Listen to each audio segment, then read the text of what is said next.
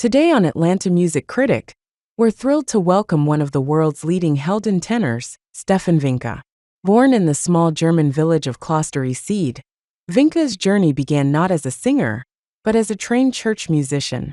He discovered his voice later than most, with encouragement from mentors like Canadian tenor Arthur Jansen and the legendary Edda Moser. Vinke's career took off after his time at the Mannheim National Theatre, where he debuted iconic roles like Siegmund, Erik, and Lohengrin.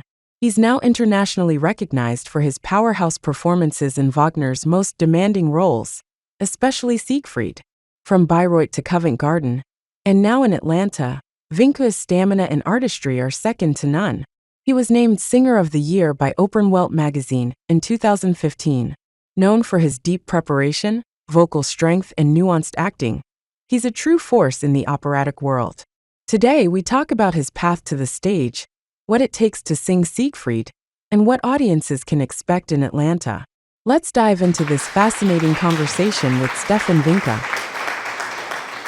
Hello there. Good morning. Hey, it's great to meet you. Appreciate the opportunity. Likewise. Well, let me begin by telling you I'm a psychologist, and one of the things that I like to do before we talk about Siegfried is to get a little bit of your background to help my viewers understand how you got to be the superstar that you are. All right. So tell me, Stefan, where were you born? I was born in a very small village, more cows and pigs than people, which the name is Kloster Oesede, which sits somewhere between Osnabrück and Münster in the north of Germany, not in the very north, but in Niedersachsen.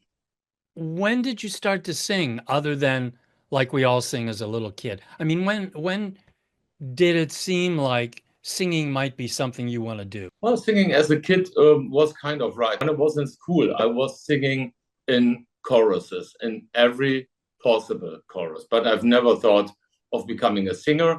By that time, I was pretty much sure to become a musician. And at the end of my time in school, I've decided to become a church musician. So that's why I went to Cologne to study sacred music. And part of that education there was, of course, singing classes. I had a Canadian teacher by that time, Arthur Jansen, a wonderful Canadian tenor, who in the meantime, of course, has retired. But we are still in contact, and it was very, very nice having him. And he one day said, you know, Stefan, I'm not sure if you really want to be an organist, if you want to sit on that instrument. I mean, you have a voice in your throat. Use this voice. Well, so I think he was maybe the first one who pushed me into that direction to become a professional singer. How old were you then? That was 24. 24. Okay.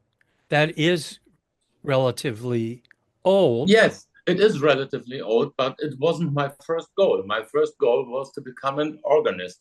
And I finished the study with my state degree. So in our country, we would call me cantor, same position that Bach had in Leipzig. Although I would never, ever compare myself with Johann Sebastian. Don't get me. Why not? Well, because he knew what he was doing, and he was so much ahead of his time than I think Richard Wagner was. So these two people somehow are still very important to me because they have improved music history and the way of making music. So yes, being a church musician, that was my first goal, and that's why I was a bit old when starting with singing. On the other hand, for a male voice, it doesn't hurt to start late. For a light soprano, you have to be on stage already with 24, yes. But for a tenor, particularly for a heldentenor, a hard time. And I mean, look at basses, they start 10 years later or 20 years later or whenever. Were your parents interested in music? Well, as they were my parents, they were interested in what I was doing. But other than that, they were not at all interested in music. So the entire environment where I grew up was not interested in music. My father was working in a factory where they were producing and working on steel. And I have one brother who was a banker, and I am the artist. So our father was pretty much the center of all of us. On the one wing, the very end was my brother. On the other wing, very end is me. What do they think about your career now? Well, they loved to follow my career. Unfortunately, my father passed away 8 years ago. And my mom is an old lady with more than 90 years now. But she is still interested, of course, in what I'm doing, where I'm staying. And whenever I call her, Stefan, tell me again, where are you staying right now? What are you doing? And of course, she's interested. She's my mom. And with my brother, yes, we have a nice relationship. We speak every few days, and he knows what I'm doing. I know what he was doing. He is retired in the meantime after being very sick. So, but things are going round and well. But I was for a long time the only musician in the entire big part of the family. Now, today, I have a daughter of my cousin who is becoming a professional singer as well. So maybe she has the same genes that I have. She has a powerful soprano voice and is just in her first fest contract in the Chemnitz Theatre. And you started to realize that you had this voice with the encouragement of your mentor. How long did it take you to find out that maybe you were well built for Wagner? So as a church musician, I was studying with Arthur Jansen, this Canadian tenor. When he sent me to do the test to become an official singing class student in Cologne, and I passed this test, he said, you know, once you're really interested in opera, I'm the wrong teacher for you. I know a lot of lead and a lot about oratorios, but I've never been on the operatic stage. So maybe you look for a different teacher. And he sent me to Edda Moser, which who I think most of you guys and our audience still know very well. She was an interesting lady, and she accepted myself as a student.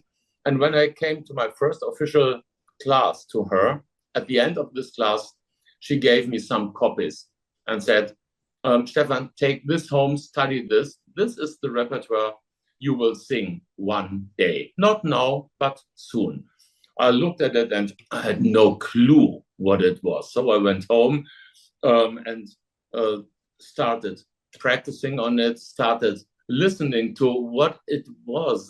This aria was Ein Schwert verhieß mir der Vater. So she gave me the first aria of Siegmund from Valkyrie, telling me in our first class, this is what you will be singing soon. And well, in the end, she was right. It was after I met her 4 years later, I was singing Valkyrie on stage.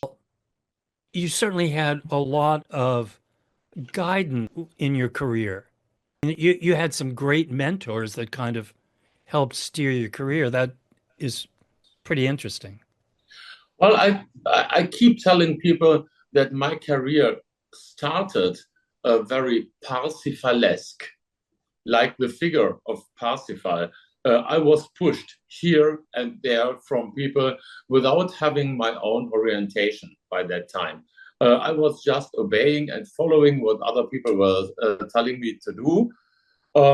And most of the time, this was good advice that I was following. So it took a few years until my own engine started and until I realized what I have in my throat, in my brain, in my body, and that I had the possibility to make a heldentenor career with it. But after it started, I had a lot of fun. After your heldentenor career started, what was most fun? The most fun is being on stage and acting all these characters and singing these roles for myself and, of course, for an audience. If I have the joy to enjoy what I'm doing and what I'm singing and what I'm acting on stage, if I really enjoy doing this, I can carry this to an audience. And if that's possible, carrying my joy over the pit into the audience, then that's all we want and all we need to do. How long did it take between the time you started to realize you're going to be a Heldentenor to where it really did kick in?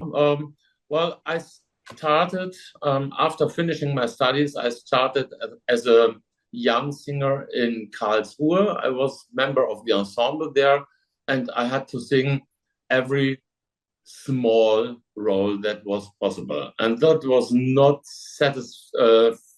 satisfying at all.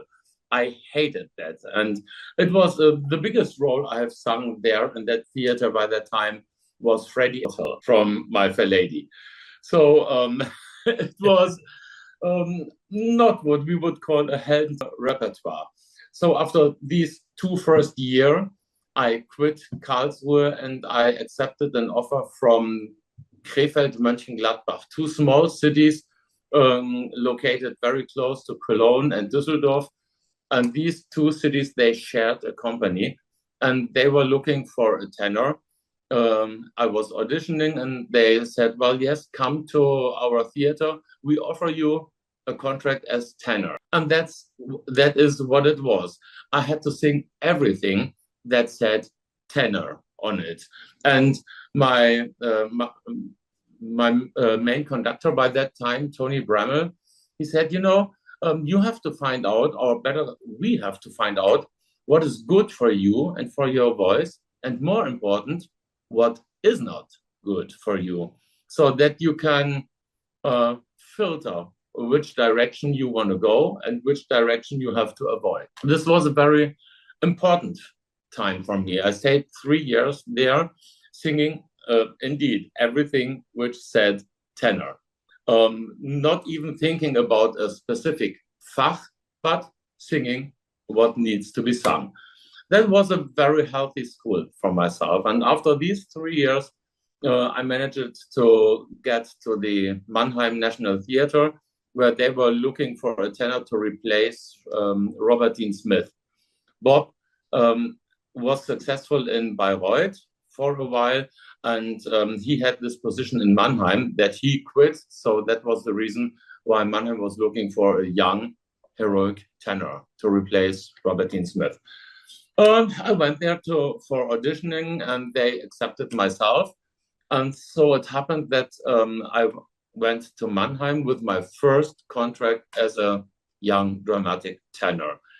And they made me sing in my first year, which is kind of, I would say, if I'm looking back from today, it was crazy and it was dangerous, but it is what it was. My first year in Mannheim was debuting Erik from Dutchman in September, debuting Siegmund in October, then Lohengrin in November, Eisenstein, Fledermaus in December, Florestan in January, Parsifal in March, and in between I've sung my first Buch mit 7 Siegeln. I would say that was an impossible and crazy season, but somehow I managed to sing all these roles. I would not say I knew all these roles after I have sung it, but I did it. So I had something like a small starter kit with a repertoire where I could work with for the next seasons, adding this and that. I mean, if you do so much in one season and it's all new, it's not settling in. You have sung it, but if you sing it the next time, it's more or less like learning it new until it really sets and you know what you're doing. But this, for sure, was the most important season for me as a young Heldentenor. First of all, singing all these roles. Secondly, surviving it. On the acting side of things, did you ever have any acting lessons? It's mandatory to have acting lessons, of course. Of course, it's part of the education at university. All right. And as much as I remember, I think it was something like 5 or 6 hours per week. So much more than singing classes. So when you are developing a character such as Siegfried, are you pulling on that acting training, or would you say that most of it is growing out of your experience with the character?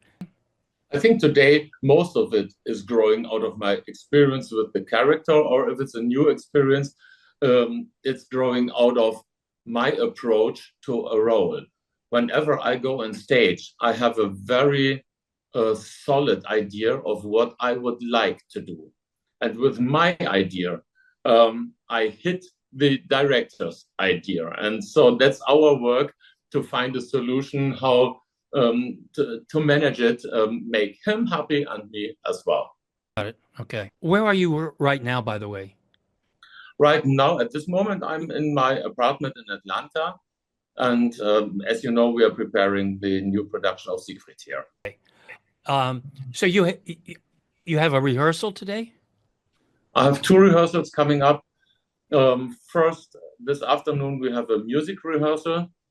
And later tonight, I think we are working on the forging scene, so on the 3rd scene of Act 1. And I'm very, very happy that I don't have to fight Thomas' idea of the character and of the production. His idea and my idea of Siegfried and of what it should be bringing a Siegfried production on stage, our ideas are matching very, very well. And what about with regard to the conductor? Our conductor is doing this piece for the very first time, and he is perfectly prepared. He is so well prepared. He knows everything about it. He knows about the history, about traditions, where to do other things than the partitura implies to do. He really knows it. He is a bit on the sportive side, on the very fast side, but I'm very relaxed with this because I'm sure as soon as we have the orchestra will bring him a bit down tempo-wise, because there is a certain tempo that the orchestra can play, but they can't go faster. We will see where this ends up, but I'm very happy he is on the fast side of what I have experienced so far, because a conductor who is on the very slow side makes life very hard for us on stage. Mm-hmm.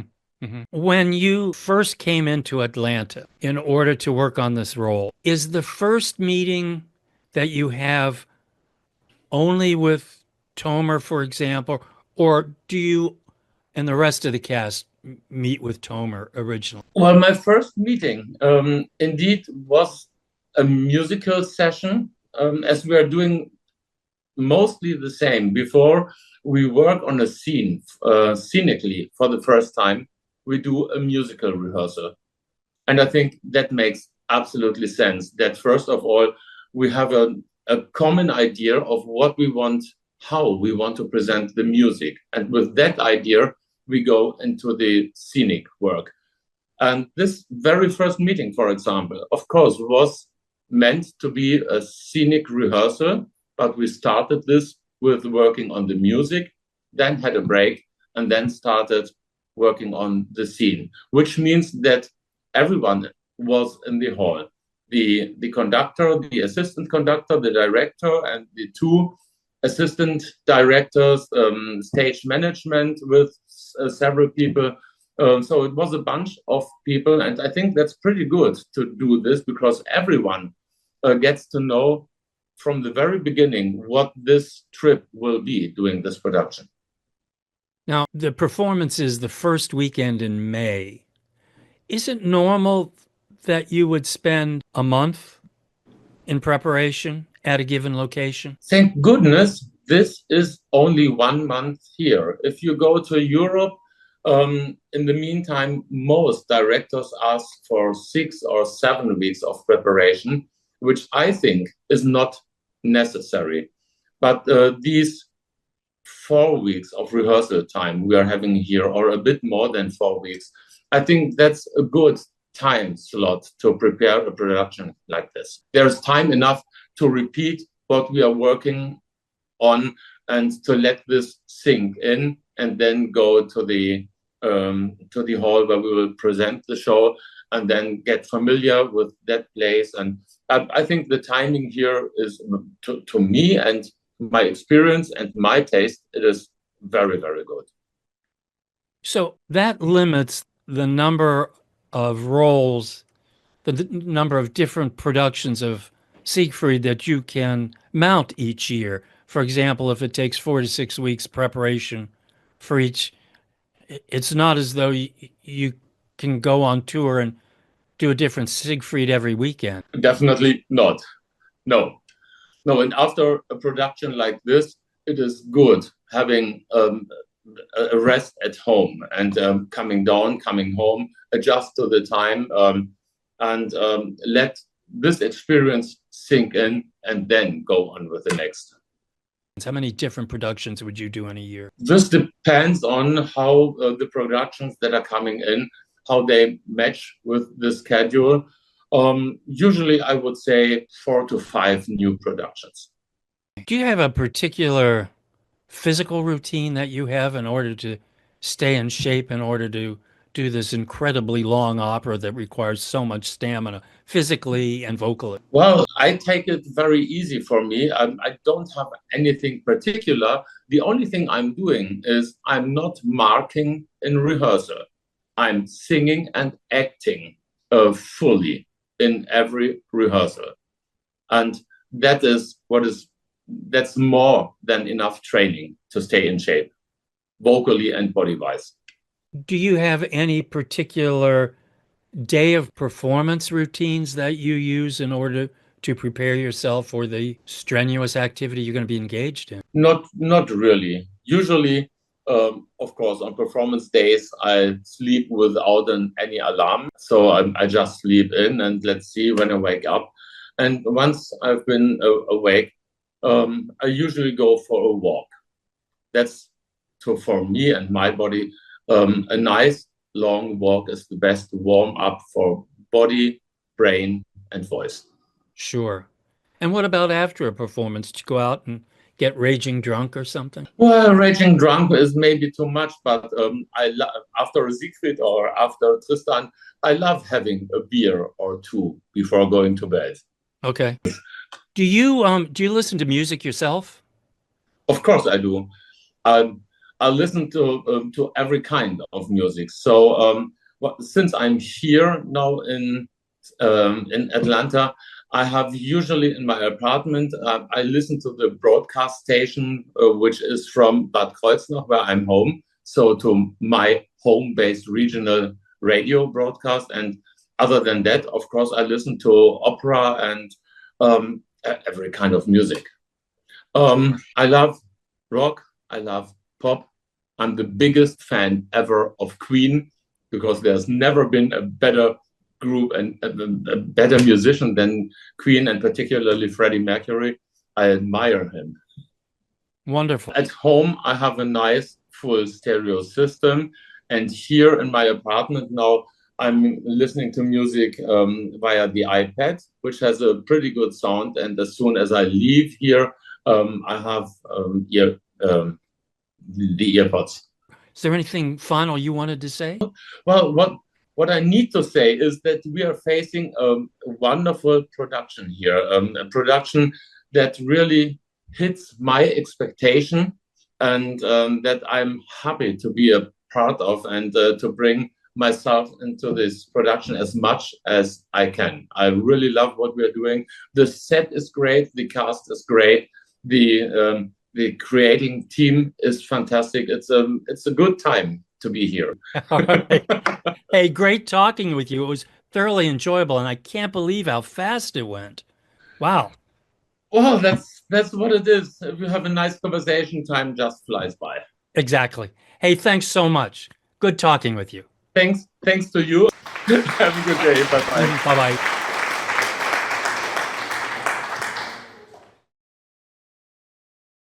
Thanks so much for watching. If you enjoyed this conversation with Stefan, please consider supporting Atlanta Music Critic. Each video interview can take over 20 hours to edit, from interviews to lighting tweaks, to syncing, color correcting, and publishing. There are real costs involved in our production, from editing software subscriptions, to purchasing new equipment, upkeep of equipment, and overhead expenses. To keep bringing you thoughtful content from the world of classical music, your support truly makes a difference. Head over to patreon.com/Atlanta Music Critic and become a supporter at any level. Even a few dollars a month helps sustain and grow this channel. And of course, don't forget to like, subscribe, and share this video. Thanks again for being part of the Atlanta Music Critic community.